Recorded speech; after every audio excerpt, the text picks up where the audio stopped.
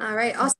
Well, Denny, congratulations on your first win as a team owner. You also headed into this weekend kind of in a better spot than most of the other playoff drivers with your win at Vegas. So can you just talk about your emotion right now and just how you're feeling and what the talk was like with Bubba? I mean, emotions obviously super high. I didn't realize, it'd be this high at this moment, but I understand the process in which it takes to get to this point and winning in NASCAR's highest level. It just, I'm in every meeting. I'm hands-on with the team. I know how hard they work, and I certainly am more emotional, more happy, with someone else's victory than mine on this day. Awesome. Well, we're going to take some questions from the media for Denny. If you have them, please raise your hand, and let's kick things off with Bob Pockers. Go ahead, Bob. Yeah, Denny, what do you think this win means for the sport? You've been in all these meetings with sponsors who, specifically wanted Bubba. What do you think this means, and especially with it coming here at Talladega? Well, I mean, again, there are so many dots that are crossing here, and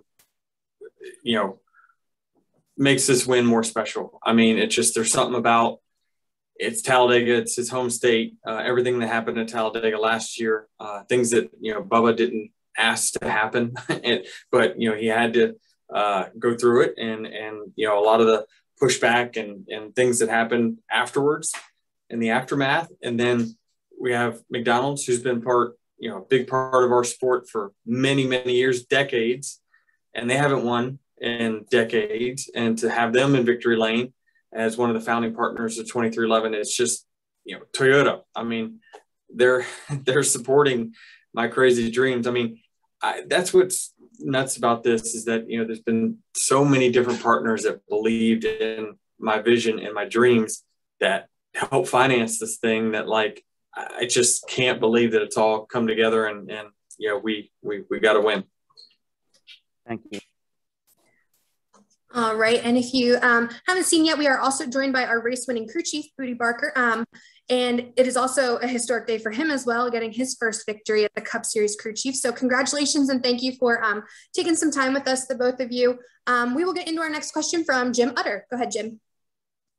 Congratulations, guys. For Denny, obviously, there'll be a lot of talk about how this race ended, but you have raced many times with Bubba, even before he joined 2311 in super speedway races. Could you talk a little bit about what kind of racer he has, and shouldn't really be thought of as a surprise? Well, I mean, just look at the results, right? I mean, he's up, a lot of times he got into incidents, but a lot of times he was up front when he got into them. So it's like, he's just got a knack for it. And I think he just needed to refine it. And we had those discussions of how he could get better with it. And he made some big changes from Daytona 1 and Talladega 1 to Daytona 2. And I mentioned to him this week, I was like, that's the right way to do it. That's how you maintain your track position up front. That's how you work the lanes. I've just seen a transition with him, and his willingness to take in information and apply it. And so I think this is not going to be the last time you're going to hear about his name on a super speedway. He's very, very gifted at them. He has very, very good instincts.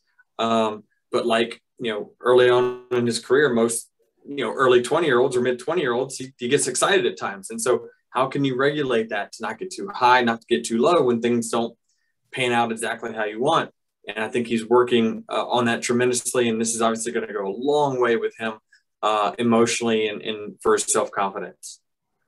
And along those lines, anytime a driver goes to a new team, and particularly in Bubba's case, he's had a lot of weight on his shoulders. Up until this point, how do you feel like he's handled this season in general?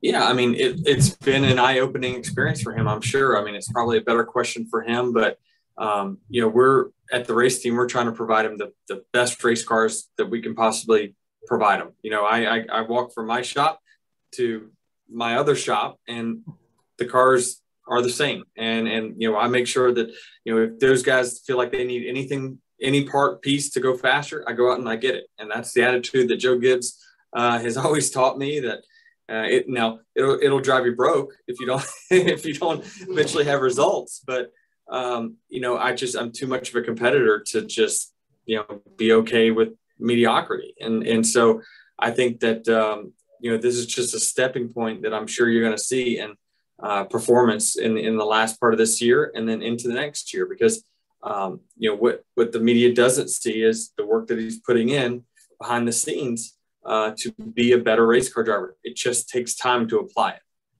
Thank you very much. Thanks. All right, we'll take our next question from Jenna Fryer. Go ahead, Jenna. Hey, Denny, it's a two-part question.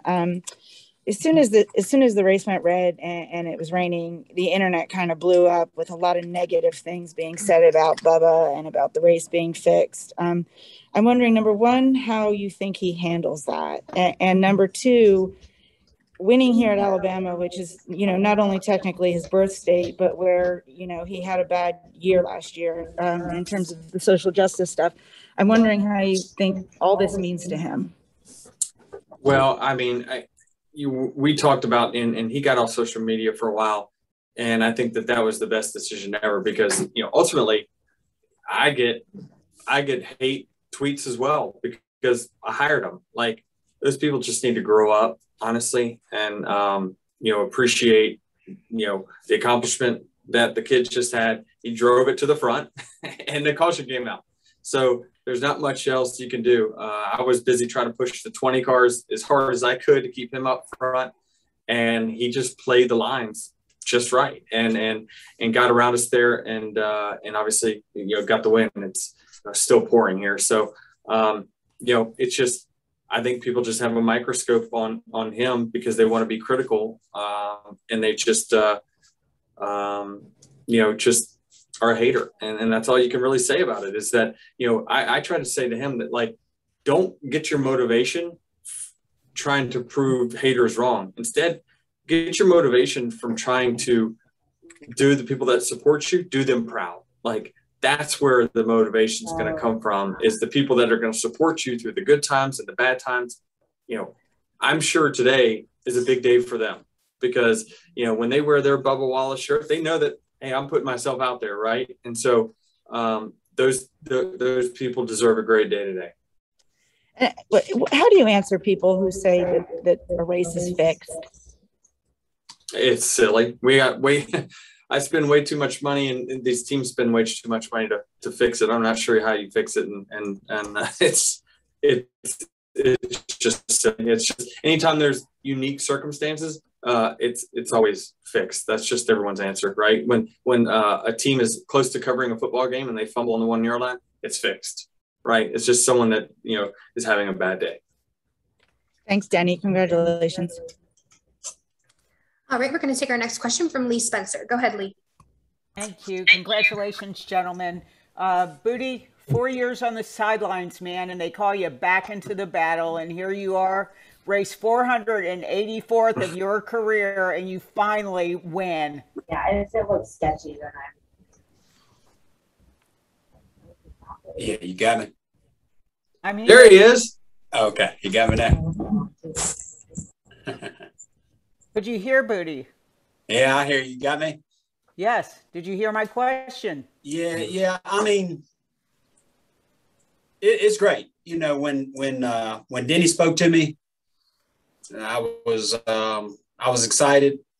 I told him, I mean, I'm a competitor. I've always been a competitor, and I knew the resources. I knew the team we had, and I knew the people we had. I know the resources we had, and I know the leadership that Denny provided. I knew what we were capable of, so I was really excited about getting another opportunity. But I didn't plan on it this way. I just planned on doing a good job in whatever my role was. It takes more than, it takes a lot of things to win a race. It takes, and it's a million ways to lose one, and it's one way to win one, so it's, I mean, I don't look at it. I did what I had to do to get this far. So I appreciate what Denny giving me the shot. Appreciate your time. Good luck. Thank you. All right, we're going to take our next question from Todd Palmer. Go ahead, Todd. Hey, this is for Denny. Denny, I just wanted to know if you could, kind of describe what the difference is to win as an owner, since this is your first time doing that, as compared to a driver. It's like watching your kid succeed at whatever they're doing, whether it be baseball or musical theater or just whatever, right? I mean, I have no relation to anyone on this team, but they are family. So, we spend a lot of time together. We work hard together. I know the people within the shop work very, very hard. They had to work their tails off to get this team off the ground, just 10, 12 months ago. So, I can understand and I appreciate this win more as a car owner, because I know how hard the last 10 to 12 months have been putting this thing together and trying to take it up, to NASCAR's highest level, which is not easy, obviously. So, we're still, again, in the building stages. We're still in the growing stages of our team. But this is just a huge morale boost. It's a huge confidence boost for Bubba. There's a lot of positives that come out of this that will linger for a very long time. All right. And Denny, I'm going to ask you a question here from Jerry Jordan. Denny, right now, everyone is focused on the win from Bubba and what an awesome accomplishment that is. But you and Michael Jordan have invested heavily in this team. So what will that mean when the dust settles and you get back to the shop? Yeah, I mean, I'm not sure. I mean, I talked to Michael and he's excited as I am. And even though I probably do most of the work on the ownership side, he's emotionally invested in this team as much as I am. I mean, this would not be possible without him. This would not be possible without the support of Toyota. There's just so many different people that said, okay, you want to do this? All right, we're going to stand behind you. And that to me is what makes it so gratifying, is that when you have crazy dreams and you want to build something, that you have people that believe in your vision. And, these team guys, I mean, they work hard for me and Michael every single day. I mean, Bootie's been part of this race team from the very beginning, working this shop. It's great that these guys get to enjoy a victory. And I hope that they spend this next week or whatever, just really soaking it in and enjoying it and celebrating. All right, we're going to take our next question from Alex Andreev. Go ahead, Alex. Hey there, this is actually a question for Bootie first. I'm wondering if, I'm wondering if you could just sort of replay the finish of that race. And obviously everyone was sort of looking for this rain delay and weather was a factor, but were you just saying like, hey, Bubba, get to the front there as quickly as possible? Like what were you sort of telling him as this race played out? Well, we had an awareness of course, weather. It looked like it was going, it was potential weather about halfway. So we had, how can I say this? When that didn't pan out, then I came and we got 4 tires. We got 4 tires, and then I told him it was a certain point. I said, look, we need to get this far, this many laps in, and then I'm going to turn you loose, and it's pretty much what I said. I said, okay, you've done what I asked you to do. You've been smart. Now go after it, and that's when he flew, so it worked out. And he and Freddie have a great relationship. And Freddie did to win these races like that, not only does Bubba have to make all the right moves, but the spotter's huge too, so he and Freddie both, they turned it up a notch, and that's what you got to have, and so everything kind of went to plan. We knew when I said go, they went. So it was, it worked out nice. And I'm hoping you can just give kind of like a review so far of, you're still relatively new to this role, but what has it been like working as Bubba's crew chief, early in this season, I guess? Well, Bubba and I were friends. So, I mean, we got along already before this, and it's just, I don't know how to say, I've never had this many resources. With Denny and Denny and Michael, just from the top down, I've never had this many resources. And so Bubba and I just needed to, my main focus was to make sure the team, I guess the strength of the team was brought to bear. In other words, I didn't do anything to inhibit us. Make no mistakes, put us in position to succeed. It's been my main focus because I know Bubba could get it done, and I knew we had the stuff and the people to support him to knock it out. You know, it's just not saying it was anybody's fault per se, but we had troubles early in the year, fluke things, whatever. It's just been my focus always with him and us to just don't beat ourselves, you know. Thank you so much. Mm-hmm. All right. Well, we are actually going to have to cut Denny Hamlin loose here as he takes over some other team owner obligations. So, Denny, thank you so much for taking some time with us. Congratulations on the victory, and we look forward to seeing you next week at the Roval. Thank you. Cheers. All righty. And to all of the media, we will be joined here momentarily by Bubba Wallace as well, our race winner. But if we'd like to continue some questions with our race winning crew chief, we will head to... Thank you, brother. I appreciate it. As good as it gets. Great. That was awesome. I was hoping to see you, man. We'll be talking this week, sir. Yeah, all right. All right. And Stephen Toronto, was your question for Bootie? So go ahead. Yes, it was for Bootie. Bootie, it's been almost 20 years since you were last in victory lane. You won, I think, 4 races with Scott Wimmer in the Busch Series in 2002. It's been a long road since then. You've spent years at the Cup level, bunch of different drivers, never managed to visit victory lane, and you were out of your role for a while. You know, was there just from a crew chief standpoint, as technology advances in the sport, was there any point where you started saying, "Man, can I still do this? Can I still crew chief a race winning car?" And how validating is it to be able to finally, after all this time, get a win at this level? No, because see, I work as an engineer and I shop now. So, I mean, as far as all of my jobs and everything else, from a technical standpoint, I'm not trying to sound arrogant at all. I hadn't fallen behind at all because that's what my job is or was, you know. And as far as the crew chief aspect, I mean, I feel like that's kind of what I do best. I'm not saying I'm doing good at it, but it is what I do best. I feel like it's what I enjoy the most. Working with all the guys and just I think it's what I belong to be doing. But I said it before. I've never been with a team, and this is no disparagement to any of the teams I've been with before, but I've never been with a team or been in this position as a crew chief with this many resources behind me. So that's a huge factor as well.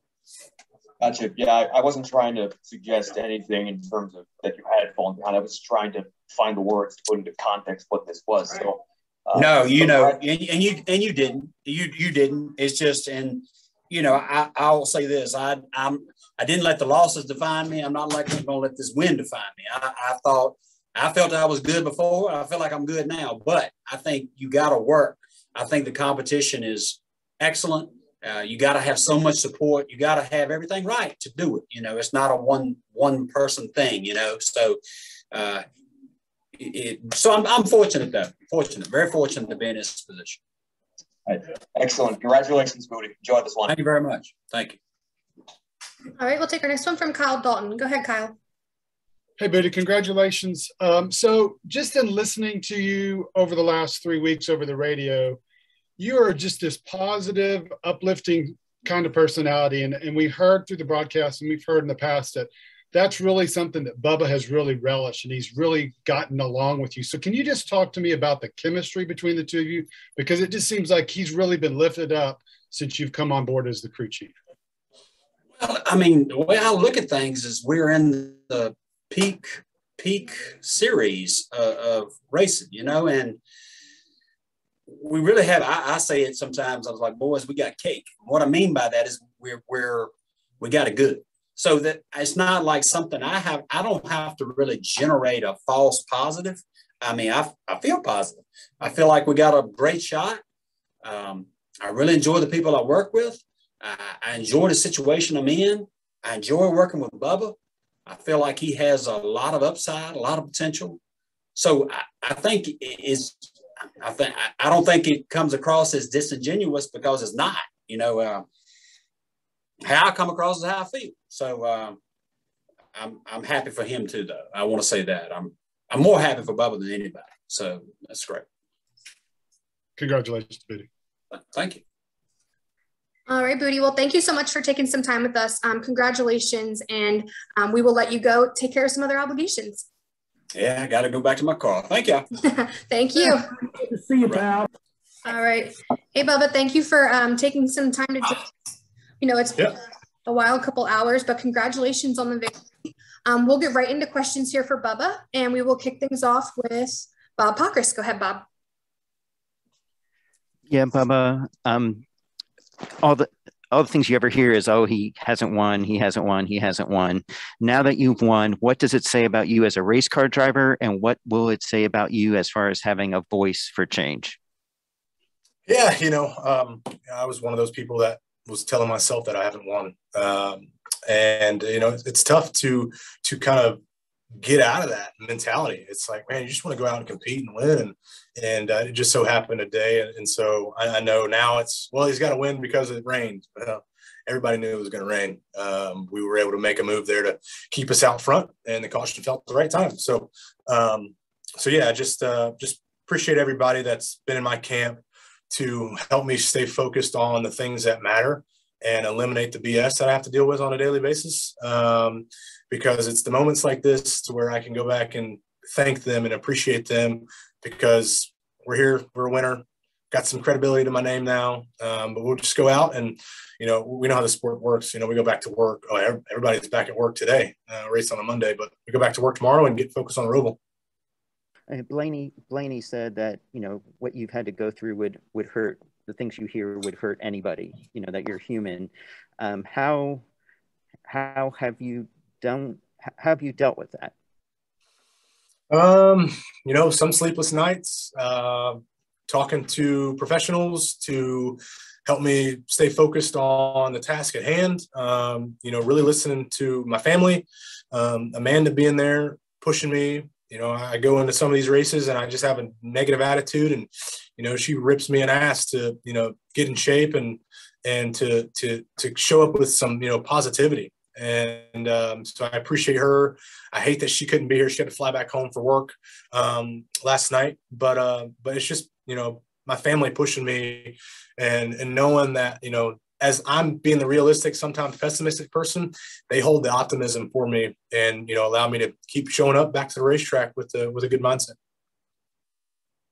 Have you talked to Amanda or your mom yet? Yeah, I called them both as we were walking to Victory Lane. All right, we're going to take our next question from JB Ricks. Go ahead, JB. Hey, Bubba, JB Ricks here from Spectrum News 1. Congratulations, and thank you for taking out this time. You have already been kind of catapulted into an ambassador role when it comes to bridging the gap with the African-American community and NASCAR. And now that you have your first win under your belt, how much do you think that will help bridge that gap even more and make this sport well known for the African-American community? I'm just going to go out and keep doing what I got to do. I know that sounds like the typical athlete answer, but, for me and people that know me in my camp, I want to just go out and compete and win races and be here talking to you like this. So what allows me to do that is just focusing on the task at hand, which is the race at that time, let everything else settle in place. And that's how I continue to kind of go about it. We'll talk about it post-race, but, as it's leading up to it and in the moment, I'm just going out to win races and put on the best show that I can to show like, hey, be a part of the sport. Come, or either be at the track or sit on the couch, have a party, watch it at home, whatever it may be. Just tune in because you never know what can happen. You can be enjoying moments like this. Thank you and congratulations again. Thank you. All right, we'll take our next one from Dustin Long. Go ahead, Dustin. Thank you. Bubba, just in the moment you got to talk with your mom, what did you share with her? What has it meant to have this journey with her and to be able to share this experience, even though not in person, but from afar? Yeah, there's a lot of tears, so it's kind of hard to understand her, but we're both crying on the phone, happy and just excited. She's the number one person that knows how hard I am on myself each and every weekend, each and every day. And she's always sending me positive encouragement, scriptures, and just always just holding that positive light. Even though she knows it could be, no good outcome, she's always there for that support system. And love her so much for that. She has started a new life for her. She moved to Atlanta, so she wasn't far away, but she wasn't here at the race. She lives in Atlanta now with her husband George. So I know they had a lot of people watching back at home. So I just appreciate the support. It's been pretty cool just to see. I've yet to see my phone. I'm sure I got a lot more reaching out. And certainly anything that you do is of a historic proportion. To do something that hadn't been done since Wendell Scott, from the historical perspective, what is that like? What does that mean? What is that feeling like, along with your personal satisfaction, just accomplishing what you did for yourself? Yeah, I mean, I'm selfish, and I'm just like, finally, I'm a winner again. It's been 4 years, Michigan truck race, and I'm a winner, and I'm a winner at the cup level. So it's hell yeah, that's what I'm saying. But then you think about everything else that follows suit with the history being made. And, there's a lot of firsts today within our team, within our organization. And so this is really a huge team effort. I'm so proud of everybody for continuing to just stick with it. It's been a lot of up and down races, a lot of frustration, a lot of shouting matches, but, we always regroup and come back and rally for when the green flag falls on Sunday, or whether it's a Monday like today, and we go out and compete, and we put everything else aside, and we know what we have to focus on. And, we continue to build this organization up. I got Kurt coming over next year. He's one of the drivers that came up during the rain delay there. And, I appreciate him, his optimism, his wisdom. But we just got to keep going. I got to go out to the Roval, my best track, not next week, but just go out and have some fun. This win didn't put us in the playoffs or anything, but there was a huge weight lifted off my shoulders. I told Claire earlier, if I'm taken out, walking out of this room, hey, I went out as a winner, so I'm good. And one last thing is certainly the challenge you faced those last few laps. You had Brad Keselowski, one of the best drivers on this type of racing, all over you, making all sorts of moves. How tough were those last few laps, just trying to maintain your position, because it looked like he was throwing haymakers at you? Yeah, for sure, man. You never count out the Penske cars. And, it's something that we talk about them in our Monday, Tuesday meetings. It's like, hey, those guys make it work. There's a reason why they win the races. And so knowing that we had to defend them, Freddie did a hell of a job on top of the roof. So proud of him. Week in and week out, he's always getting better and pushing me to be better. But we just made the right moves, and it worked out. Thank you. All right, we'll take our next one from Jenna Fryer. Go ahead, Jenna. Hey, Bubba, congratulations. Thank you. Apologies, I got a couple questions. TV said this, you didn't say this. They said that Talladega last year was a real low point for you. Is that accurate? I wouldn't say it was a low point. I've had some low points in my life, and that wasn't the same feeling. This was just a hurdle that we needed to climb over. And so how do you feel when you come to Talladega? Is it just another racetrack to you, or is there lingering issues? No, for me, it's easy for me to, obviously I still remember, to the day. It's funny. I was sitting in the bus, after they called it, and after they called it yesterday, and I was close to texting Steve Phelps saying, I don't want a phone call, because it's basically the same thing that happened, rain delay, called the race, going to race on Monday. And it's just like, man, this is, deja vu. But I didn't text him or anything. But, you think about those things when you come to this place. But, for some reason, I had a feeling that we were going to win. This was on Friday. I was like, we're going to go win.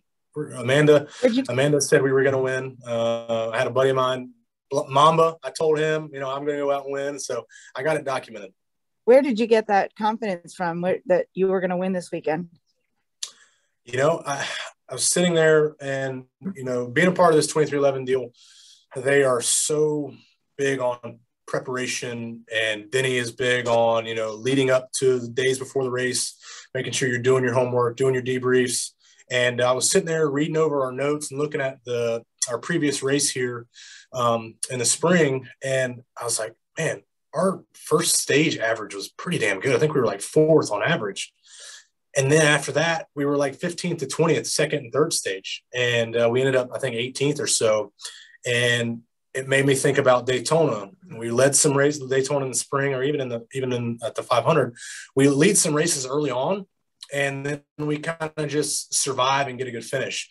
And you always talk about the good plate racers, like these guys are great at plate racing. The Penske cars, Denny's really good. And, you know, it's like, damn, I'm good at getting good finishes, but I don't consider myself as a good plate racer. And so I was like, you know, let's spice things up. Let's turn it up a notch and try to become a pretty damn good plate racer today. My last question for you is, as you can expect, as soon as the race was called, social media started lighting up. They said the race was fixed, things like that. I asked Denny about it, and he said that he had encouraged you to get off of social media, and he thought that had helped. Did you get off social media, and how did that help you?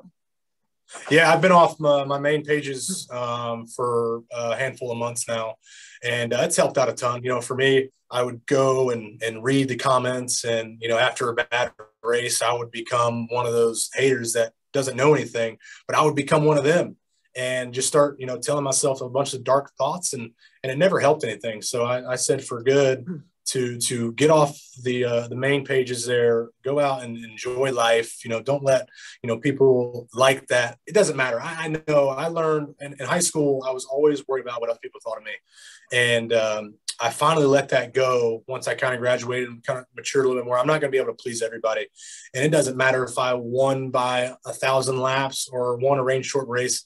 Not everybody is going to be happy with it. And that's okay, because I know one person who is happy, and that's me, because I'm a winner, they're not. Thanks, Bubba. Make sure Blaney throws you a big party tonight. Oh, no doubt. All right, we're going to take our next question from Jordan Bianchi. Go ahead, Jordan. Thanks, Bubba, for your time. As you're standing on pit road and it's raining, what is going through you? What are you feeling? The realistic side, I was just saying, like, hey, we still got 71 laps left. So if they don't call it, then, you know, obviously it wasn't meant to be one like this, but just make sure your ass is there leading that last lap if we do go the full distance. So, you know, you had the cameras there building up the hype, but honestly, I was just like, it ain't over till it's over. So I wasn't too excited. But then you walk down to your pit crew, you sit on top of the pit box, it's raining still, it's lightning. I mean, it's kind of getting to that point, you know, feel like it's going to be canceled. What are you feeling then? And then the emotion when it hit you that this was official? Yeah, walking back to the pit box, you know, we were told at Lightning, we're on a lightning hold now. So I knew that was another 30 minutes. So it was like another notch of the anticipation kind of raised there, but it's still like, all right, there's still some time that we can, you know, get this race in. Well, then it stopped raining. We were on top of the box. Obviously, the jets are going around, and we were sitting there talking on top of the box of just, and we just need one rain shower and it'll call it. And then you had so many cool fans behind the box just shouting, rain, it's going to rain, pray for rain. And then you start to see some sprinkles, and it's like, all right, that's a little bit. And then it started getting heavier and heavier. And my spotter, or my engineer, JR, had a NASCAR scanner in his ear, and we'll be sure to post that video. Might have to bleep out a couple words, but you see our reaction on top of the box. He's like, oh, wait, what? And then he's like, they just called it, it's official. So just going from, we're going to go back to racing to, no, we're not, we're winners was like a roller coaster for sure. So really cool. Last one for me, and you kind of mentioned it, was the fans behind the pit box. They were quite vocal in their support for you. What was that like, that interaction? No, it's super cool. You know, it's definitely been tough going to the track. Some of these tracks this year, you know, you get some of the most boos now. And obviously, you know, everybody says, you know, as long as they're making noise, that's fine. But, you know, I get booed for different reasons, and that's the tough thing to swallow. So, you know, that's why Beats came on board at the perfect time. So I just block out the BS and turn on some heavy music and enjoy it. So I don't really hear that, but I know it's there. But, you know, standing out there on the grid, waiting on the rain delay, hearing people shout your name, it's like, man, those boos are quiet. You know, you still heard one or two, but you heard a lot of people in your camp pulling for you and supporting you. So I appreciate all those that were there doing the rain dance with us, pulling for us, and just support all career long for me. But especially, you know, everything that's gone on in the last 15, 16 months, the people that have stuck with me and know the real side of things, it's definitely appreciated. So thank you. All right, we're going to take our next question from Alex Andreev. Go ahead, Alex. Hey, Bubba. You may have kind of already answered some of these, but I just wanted to follow up on a couple. But I saw you talking on the phone on the broadcast afterwards. So I don't know whether you were talking to Amanda or your mom, or if you've spoken Both. to MJ yet. Okay. I haven't spoken to MJ. I left my phone in the bus before the race, and so I have yet to see my phone. But I'm sure I got 1 or 2 text messages and 1 or 2 phone calls, probably a couple emails. But just excited to get back and celebrate and just be able to just breathe for a second. I'm enjoying the moment right now. Don't get me wrong. I'm not overworked up. I remember my first win at Martinsville. I was like a kid in a candy store. But this one is just, obviously I think I've matured enough. But just appreciate everybody that is in my camp and in my corner, from fans, family, friends. That means more than the race win. Is just knowing that I have that support system. It carries a lot more weight. And that was actually kind of my follow-up question too, was that there's a lot of people that know what you went through last season, and having that fan support. I was just curious if there was any message, I guess, for fans, especially your younger fans that might be watching you achieve this today. Yeah, I think, I said there on TV, you're going to go through a lot of BS when you want to stand up for what's right and be yourself and encourage others to do the same. So just be ready for that. Don't let anybody else tell you can't do something that you are so passionate about, and just always stay true to your craft. I support the next generation coming up through. The sport is tough, so I'm going to give it everything I got to keep you from beating me. But if you are passionate about being where you want to be and inside the sport, then be a part of it. Stay true to it. Never give up, and just keep pushing. Thank you. Congrats. Thanks. All right, we're going to take our next question from Jim Utter. Go ahead, Jim. Congratulations, Bubba. This is kind of related to what you were talking about with Jenna. I asked Denny about your super speedway racing development, and regardless of how this race ended today with the rain, you obviously were in the mix for the win, as you have been many times in these type of races. But he mentioned that he had really seen a change in how you did these kind of work these races between the Daytona 500 and first Talladega race this year, and then what you did at the second Daytona race and in this race, and how far leaps and bounds he said you had come. I just wondered if you could touch on that a little bit. Do you feel you've changed your approach at all much to these types of races, and how it has worked out for you? Yeah, I definitely have. And I think, we kind of started a good plate run, even driving the 43 last year. We put together some good races, and I've crashed out a lot, whether it's my fault or not. But we always, like I said earlier, we always seem to get a good finish. At Daytona a month ago, we were running 13th down the backstretch and looked like we were going to finish there, and they all wadded up and we finished second. And so it's like, that still wasn't a good race for me. It's like I go back and look at, what we could have done different to be inside the top 5. Will we have gotten wrecked? Yeah, but at least we were kind of in contention instead of just riding around 13th. And so I just told Freddie to let's turn the wick up just a little bit. I don't want to change a damn thing that we've been doing, because we've been getting good finishes. That's what it ultimately comes down to, is getting a good finish. Doesn't matter how you get it, but let's get some more respect on the plate tracks and become one of those good plate racers. And do you feel that your performance on the plate races, obviously a lot of times you have to have good relations. I mean, you need to count on other people around you. Do you feel you've developed a good reputation in how you race, that you can race up front with the other guys? Yeah, I think so. I think this definitely gives some credibility to my name. I don't know what was on my back bumper my first 3 years in the Cup Series, because everybody was leaving the 43 out to dry, and I'd be going to the front, and then the next thing you know, we'd go to the back because everybody left us hanging. And so I guess whatever that message was, encrypted code on the back, is gone now, because we get some help. And I think we're one of the talked about cars. I feel like our Toyotas are really strong. So everybody back at the shop, 2311 is doing a really good job.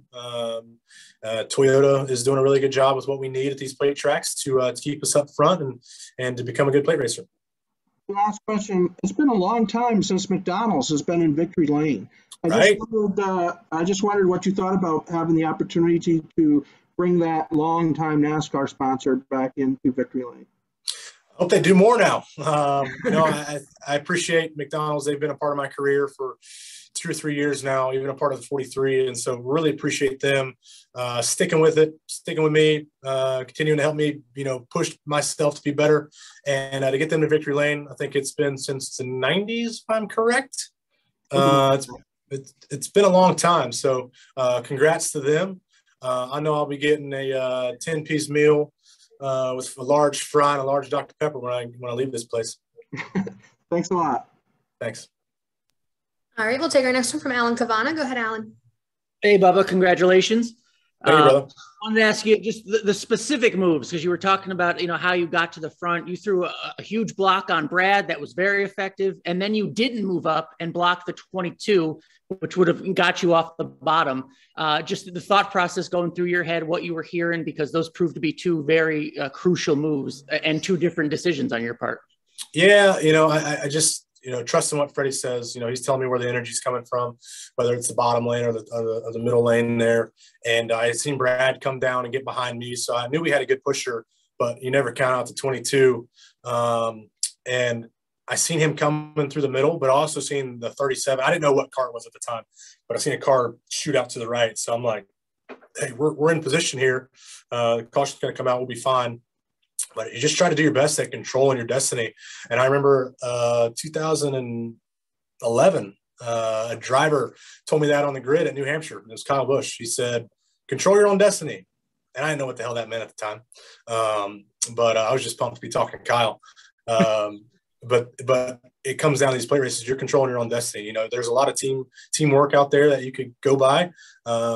And a lot of team orders, but at the end of the day, you're controlling your own destiny. You're trying to do the best that you can for your team, your sponsors, to put yourselves in moments like this. Hey, congratulations. You got a shout out from Ball Football. So enjoy that. Heck yeah. How about that big win? 62 points. Let's go. See you, man. All right. And the next question I'm actually going to read to you from Rob Tiongson.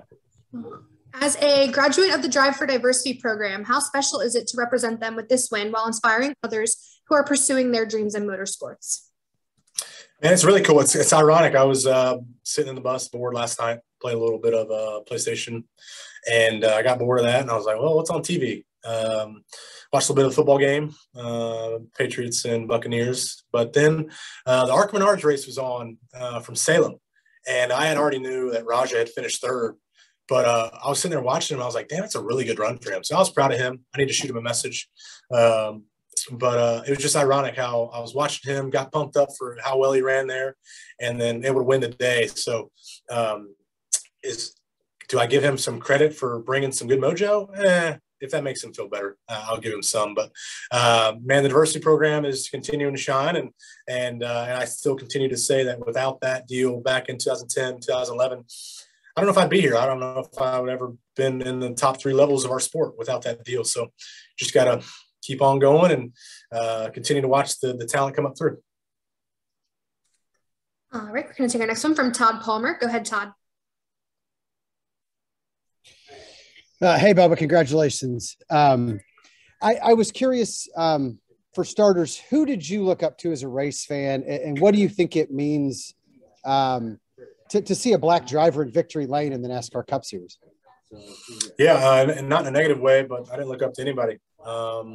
I just found some people that I like cheering for, but it wasn't like, oh, I'm going to, try to be like them. It's not possible because we're all different, and we all have our own little quirks about us that make us different. And so, I just had people that I respected in the garage and would talk to kind of gain some insight and whatnot. But at the end of the day, you go out and do your own thing, and what do you think's best for you? And so I didn't look up to anybody. We just went to race and have fun, get checker flags, and cash some of those big old checks back in the day, get some trophies, and that was it.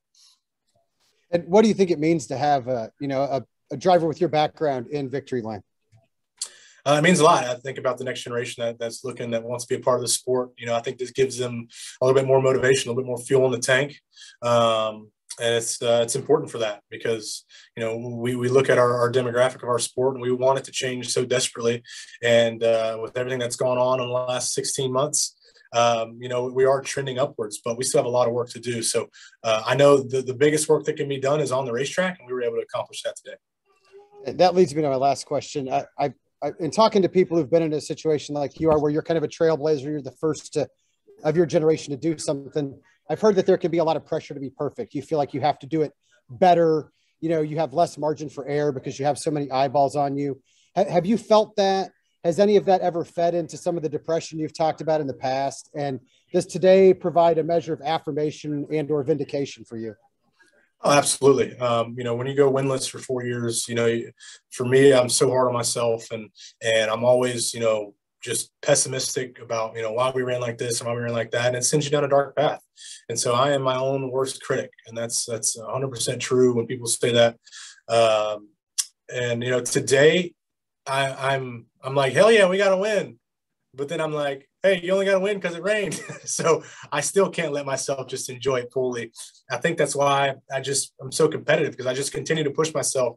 And some people find it annoying and not very helpful, but you know, that's just kind of how I work. I'm very sarcastic. I'm very hard on myself, but I want to win. I want to be competitive. I want to be one of the greats inside the sport. I know there's a lot of work to be done, but it starts with getting your first out of the way, and we were able to do that. All right, we'll take our next one from Jack Johnson. Go ahead, Jack. Yeah, hey, Bubba, congratulations.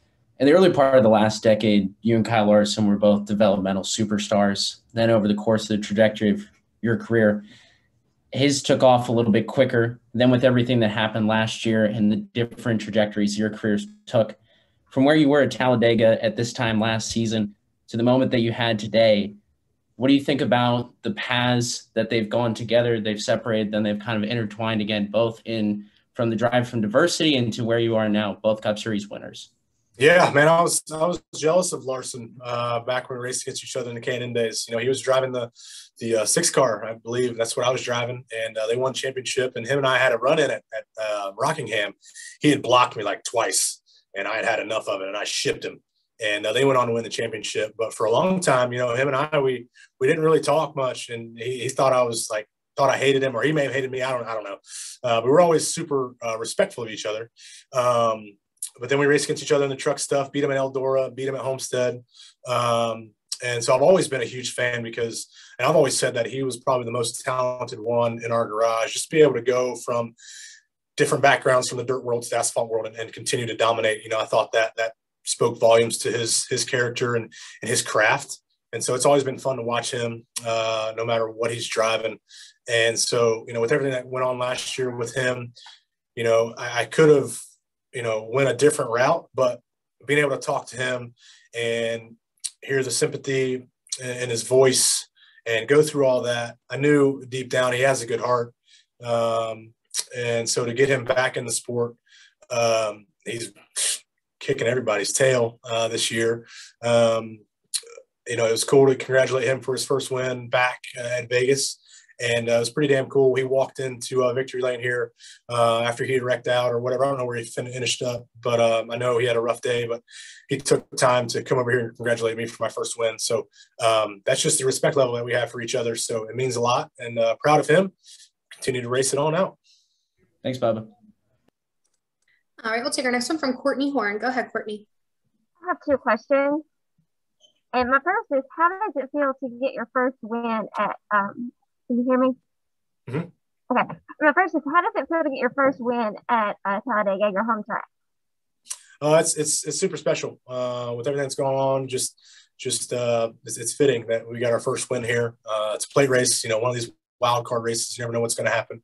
We're able to capitalize on the opportunity. And my second is, what does it feel like to be a role model to kids to look up to you?